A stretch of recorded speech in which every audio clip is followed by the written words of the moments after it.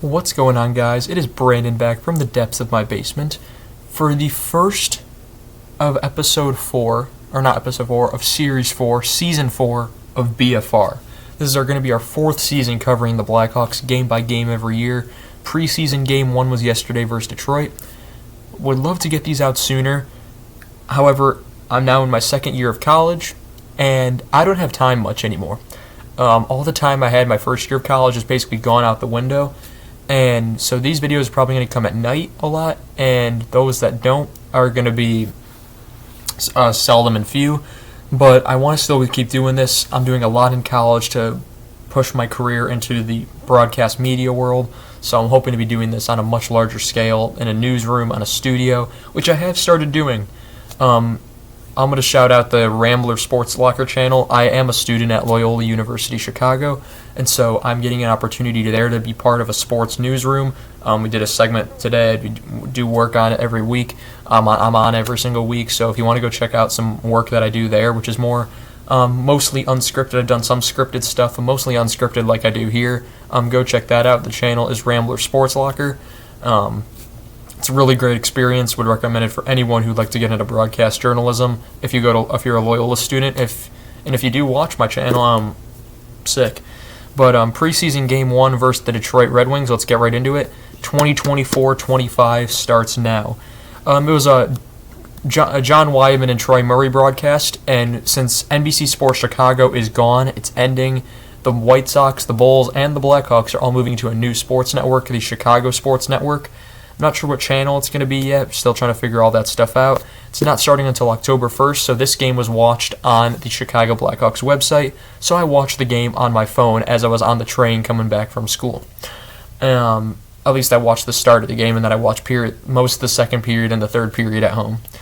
And then other news for the broadcasting. Rick Ball, the previous Calgary Flames announcer, is in as the new play-by-play guy. Chris Foster's was let go of with NBC Sports Chicago. And it's a shame, because I had a personal connection to Chris Foster's. I had a coworker that knew him. He was going to try to get me in for some games.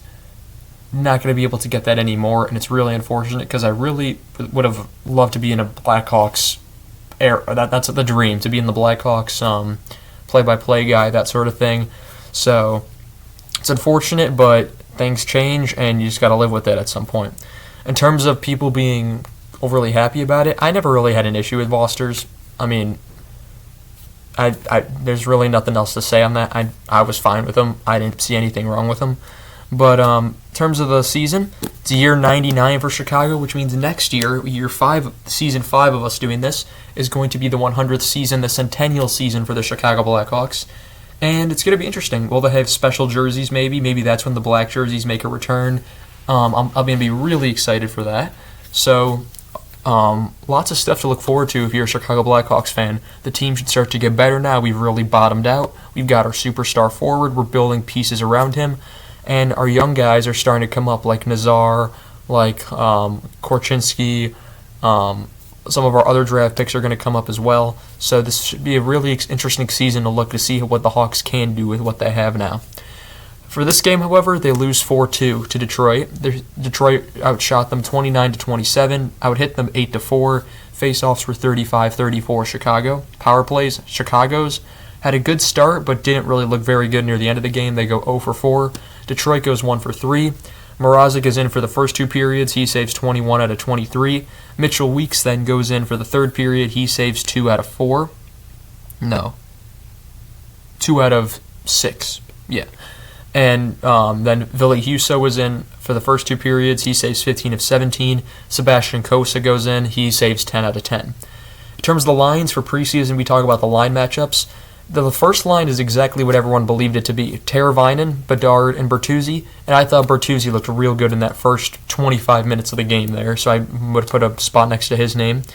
Taylor Hall, Frank Nazar, and Nick Lardis. It said Lardis and Nazar developed chemistry together over the course in training camp, so that's good to hear. Nazar didn't look out of place. Lardis looked all right. Taylor Hall, we'll see if it's him that ends up on the first line. My prediction is going to be Hall, Athanasiou, and Kurashev on the second line, Teravainen, Bedard, and Bertuzzi on the first line. So we'll see if he moves up and down the lineup interchangeably. Then it was Donato, Spellacy, and Craig Smith. Craig Smith's had a goal in the game, so he looked pretty good. Donato was a bit feisty in there. He got a bit at a couple scrums. And Spellacy had a really good training camp. That's why I think he earned a position here. And then Samuel Savoy, Paul Ludwinski, who I thought played excellent, and Joey Anderson also rounding out the fourth line. On the D, Alec Martinez, and him in a Blackhawks uniform does not look right because he ruined my 2014 season. But him and Seth Jones were the first D pair, and Jones was had a rough preseason game.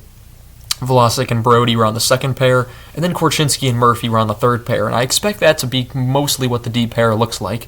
Maybe move Vlasic up with Jones, or if you want a complete shutdown line, you got Vlasic and Brody. It's pretty interchangeable there. We'll see how that goes. And then, as stated previously, the goaltenders, the starter was Mrazek, and then for the third period, Mitchell Weeks went in. Looked all right. I think he played 5 games with Rockford last season, so overall, not too bad. First period, this is preseason, so I don't take a lot of notes. I kind of just take the mainstays. 18:50, a minute and 10 in, Detroit scores a goal from the corner, and it's the former Blackhawk Tyler Mott with his first of the preseason from Austin Watson and Joe Veleno to make it 1-0. 6:59, Detroit penalty to Raymond for eye sticking, which would be killed. The early power play was looking good, I wrote down. 4:21, Detroit penalty to Larkin for interference, which would be killed. And Bertuzzi was making an impression. He was in on the forecheck, in on the power play. He was getting chances, making plays. Him and Teravainen looked pretty good overall. Teravainen, of course, the newest member that was part of the Blackhawks dynasty, part of the 2015 championship team. After 1 year removed of having no one from any of those teams, Teravainen's back to make sure that doesn't happen again. 16:36 of the second period then, Detroit penalty to Johansson. That's not, I forgot which Johansson that was. It's not one of the ones we know. But he gets a hooking one that's killed. 13:10, it's a Chicago rebound goal, though. It's Craig Smith. Not the guy I expected to score, first to say the least. First of the preseason from Donato and Brody to make it 1-1. 10:57, it's a Chicago goal then again for Teravainen on the backhand. Weird goal, very slow goal, but it goes in, and it's his first of the preseason from Bedard to make it 2-1. 10:17, Chicago penalty to Nazar for high sticking, which would be killed. 8:21, it's a Detroit penalty to Brandsig Nygaard, who was their first-round pick this year, for tripping, which would be killed. And then 1:22, Detroit scores a slapper. It's Jeff Petrie with a bomb from, not at the point, but pretty close. It's from Major and Casper, so two of Detroit's young budding stars. 2-2 game going into the third. Weeks and Kosa were in then, I wrote down. 17:45, Chicago penalty to Craig Smith for hooking. 16:19, Detroit scores on the power play. It's a snipe from Lucas Raymond with his first of the season from Larkin and DeBrincat to make it 3-2. A lot of former Blackhawks on this team. You got Mott, you got DeBrincat, you got Oli Mata, you got Eric Gustafson, and you got Patrick Kane. Patrick Kane was the only one that didn't play in this game. But Raymond makes it 3-2 nonetheless. 8:59, it's a Chicago penalty to Brody for holding, which would be killed.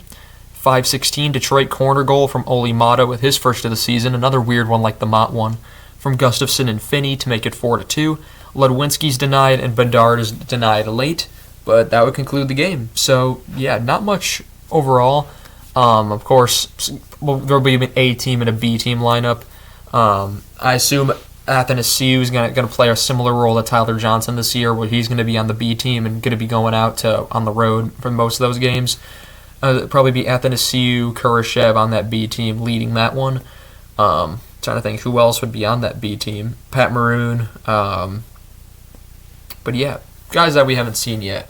Overall, most of these guys are not going to make the lineup yet. Lardis, Ludwinski, Spellacy, Savoy. They still got some time before they're NHL ready. Even Nazar might not make this lineup with all the additions the Hawks have made. So we'll see. It's going to be a very interesting year of Blackhawks hockey. It's going to be a very interesting year for me as I get even more into my career, and I should improve on the skills of broadcasting that I already have here. But yeah, that's going to be all I have for you guys on this one. I want to thank you all so much for watching, and if you're new to this season of BFR, and we've had a lot of growth over this channel recently, welcome. We hope you enjoy this place, because it's just a game where I could review every Blackhawks game, and it's kind of like Steve Dangle's LFRs, just not as intense. I try not to get angry that much. I've had a few where I've gotten angry, but nothing to the extent that he's gotten angry. Anyway, guys, I'm going to thank you all so much for watching, and I shall see you all in the next one. Have a good one.